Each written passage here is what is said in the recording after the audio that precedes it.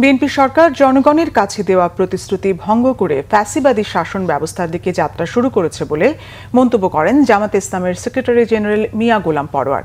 বাংলাদেশ ভারতের অখণ্ডতাকে সম্মান করলেও ভারত বাংলাদেশের স্বাধীনতা ও সার্বভৌমত্বের প্রতি সম্মান শ্রদ্ধা দেখাচ্ছে না বলেও মন্তব্য তার।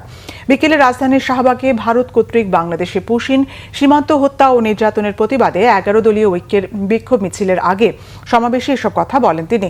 গোলাম পরোয়ার বলেন, আওয়ামী লীগের পতনের পর বিএনপি নতুন করে ফ্যাসিবাদী রাজনীতির পথ তৈরি করছে এবং দেশের স্বার্থবিরোধী শক্তিগুলো আবারও সক্রিয় হওয়ার চেষ্টা করছে।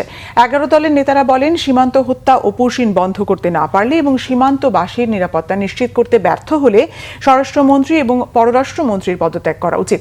একই সঙ্গে সীমান্ত হত্যা এবং দেশের সামগ্রিক রাজনৈতিক পরিস্থিতি নিয়ে সরকারের কঠোর সমালোচনা করেছে বিভিন্ন রাজনৈতিক দল।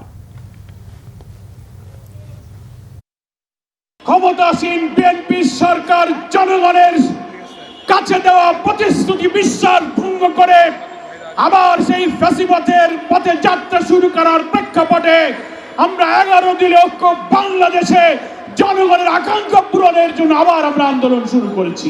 বাংলাদেশের সীমানা, আমাদের এই ভূখণ্ডের পানি সমস্যা, সীমান্ত সমস্যা, ব্যবসা বাণিজ্যের সব ক্ষেত্রে ন্যায্যতা সমতার ভিত্তিতে আমরা সম্পর্ক চাই।